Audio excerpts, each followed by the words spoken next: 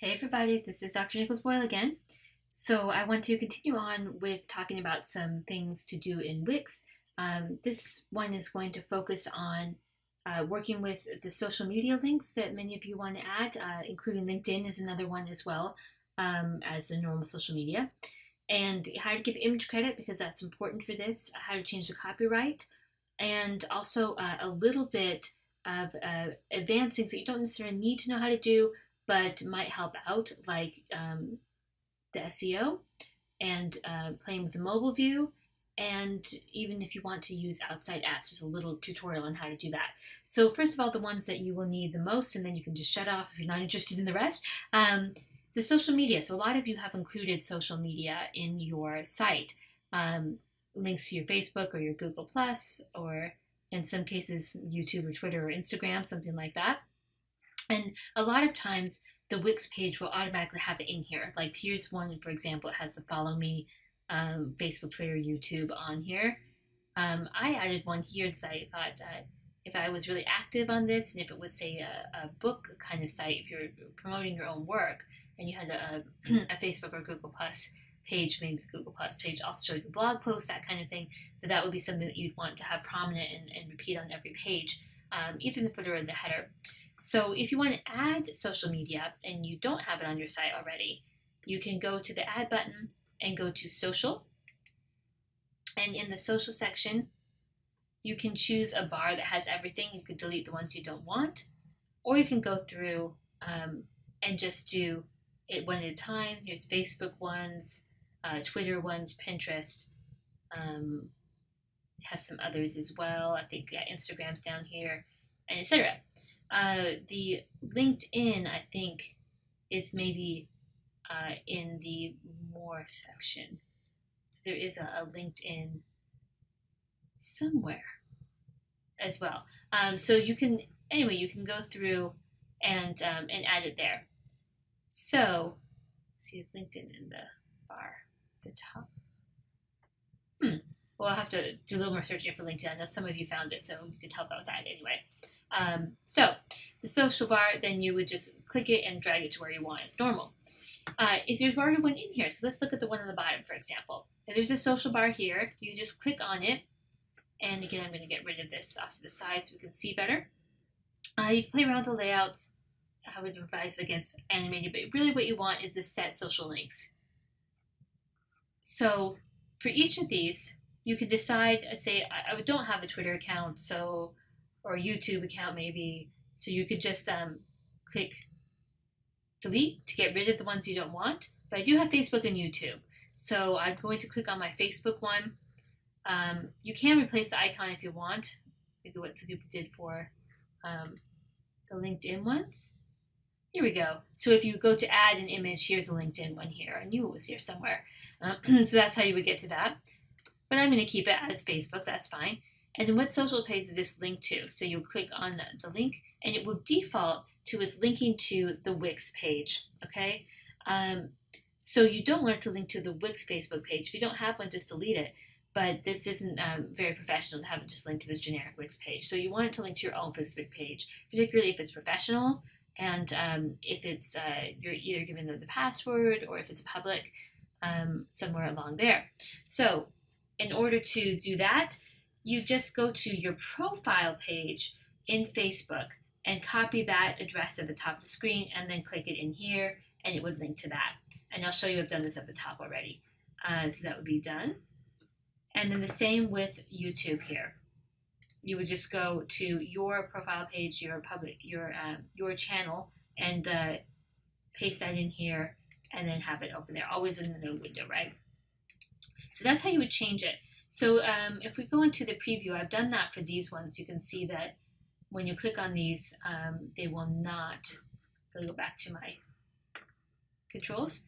If you go into the preview here, if I click on Google Plus, for example, it goes straight to my Google Plus profile and not to Wix's one instead. And you can have it, I had to default to the post in case you were kind of posting your things there.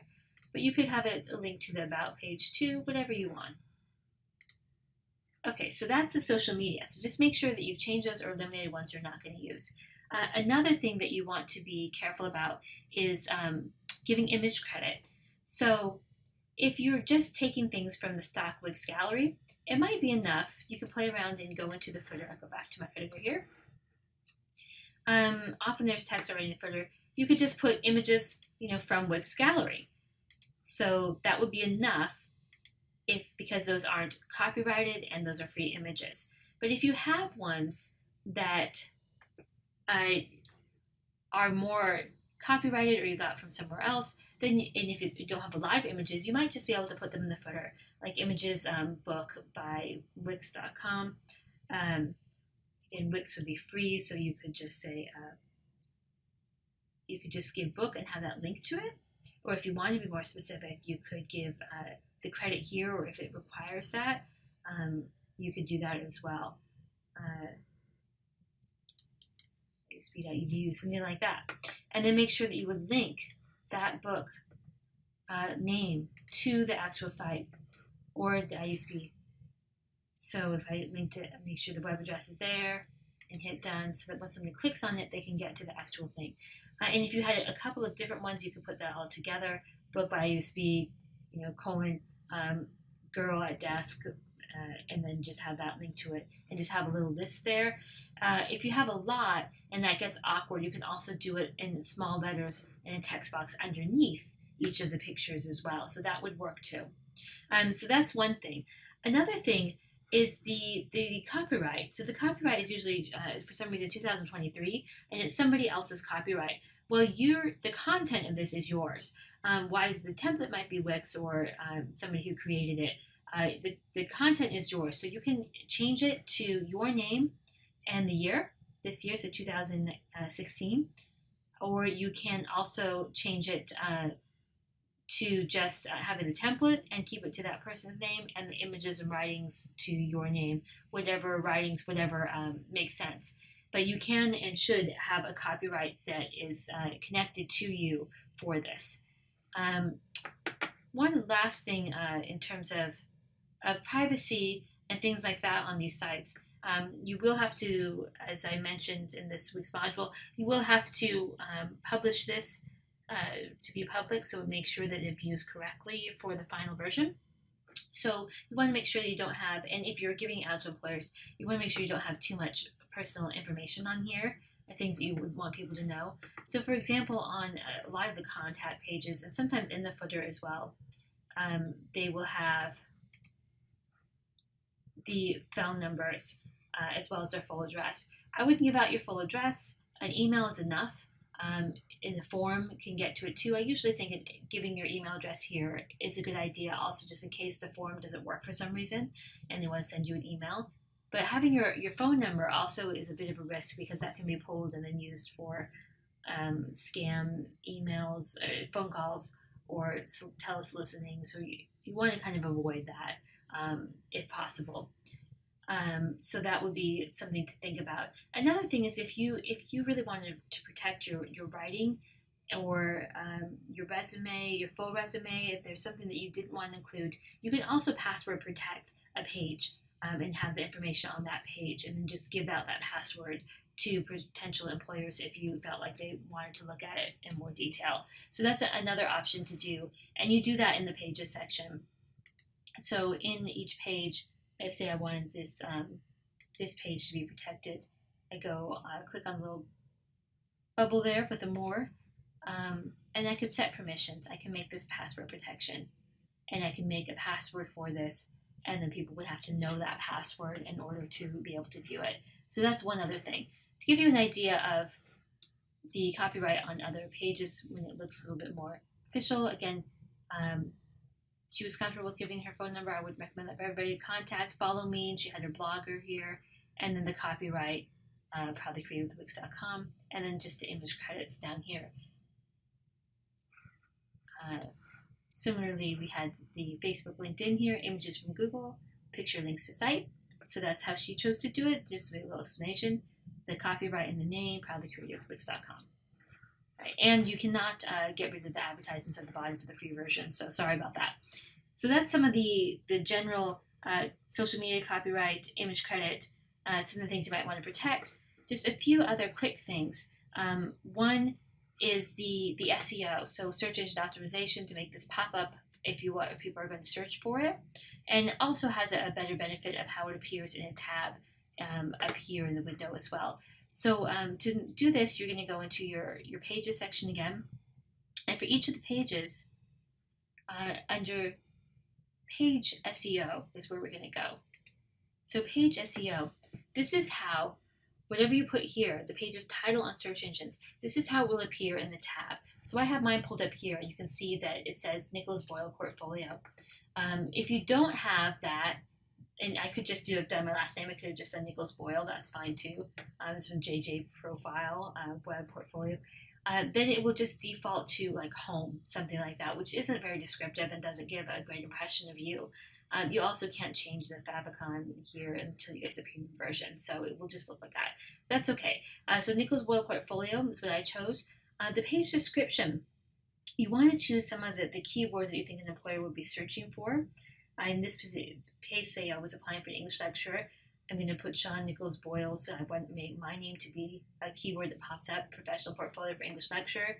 And for the keywords, I'm going to choose things that I think would be suitable for this position. Say they were looking for someone that had post-colonial theory, web writing, Irish literature. So that would be my sort of home page. And if you want to preview how that would look on Google, it would have my name, the page name, the web address, and then the description here. So it's kind of nice way to look at it. So you would do this a little bit for every page.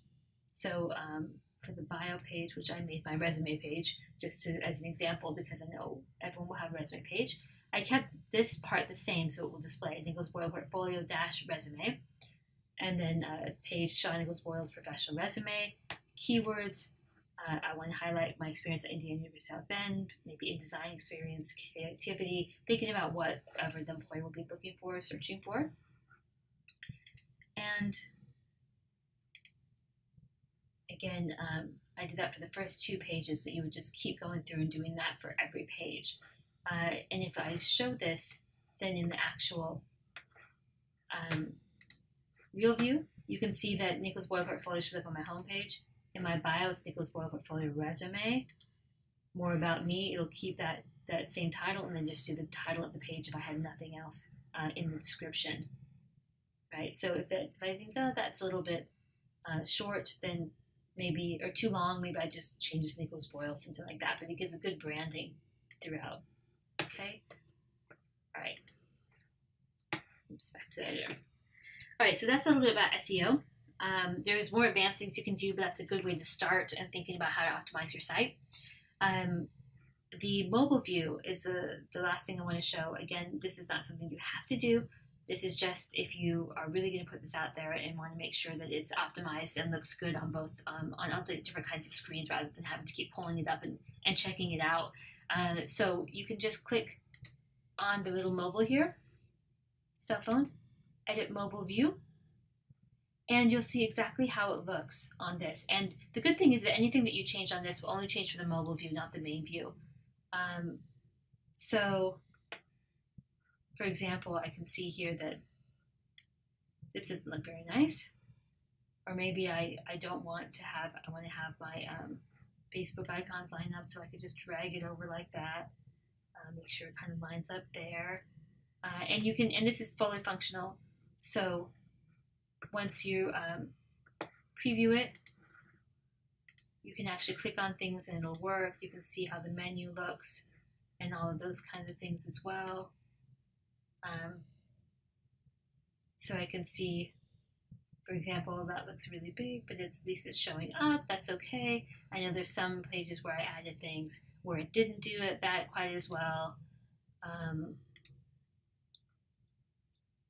example, here I put in a Flipstack, a book that had information, and it's not really easy to see. Maybe I want to try to see if I can drag that over. I'll have to adjust that more later. And there's other ones where I think I added something. Oh, this looks pretty good. All right, so you can kind of see, you can go through, see what you want to change, what you don't. But this is a nice little feature for the mobile view. The last thing I wanted to show, so I'm going to go back to my desktop here. I did put in a few things that are from outside apps and then embedded them here in the site. So I think it's one here, yeah. So this is the flip stack one. I'll show you in the preview. Okay, so it would look like this. You can put something into a book format, like a PDF. So it's just a nicer way of looking at it. And then if you click on it, it'll make it bigger and you can view it through here, that sort of thing. In order to do any of these kinds of things, you create in an outside app. So there's another one, let me see, I think I put it, show page, I put it maybe more about me. Perhaps I didn't put anything on that page. Yeah, that was just playing around with the animation a little bit, professional writing goals. I did put in, there's the blog kind of thing.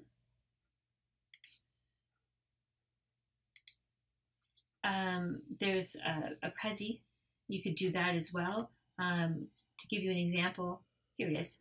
A Prezi, a great one is in the film example here. She did a great one here in creative process. That went through and showed how her creative process worked in the screenwriting. It's a great example there. So in order to embed anything like that, just in case you play around with any of those, I put up some extra multimedia tools if people want to. It's not required in any way, but just in case you want to, you will need to go to Add and More, and you'll want to do it by code or embedded site. I think the code one works a little bit better. Then you would just do HTML code. You'd enter the code here, and you get that embed code. Same with a YouTube video, although that's easier to add a different way. You get that embed code, and then you just paste that code in here and update it. And let's move that out of the way, down here maybe. And then it will embed itself and look and go in there itself. So, okay, that's fine. Let's see if it works. Oh, actually, that isn't the embed code. That was just the regular website address. The embed code is a different thing. You have to click embed. Sorry, I copied the wrong thing. But you get the idea. And make sure that you do click the embed code, and it will allow you to make it appear just the same in the site. So that's about it. Hope that helps, and best of luck with editing and revising your final site.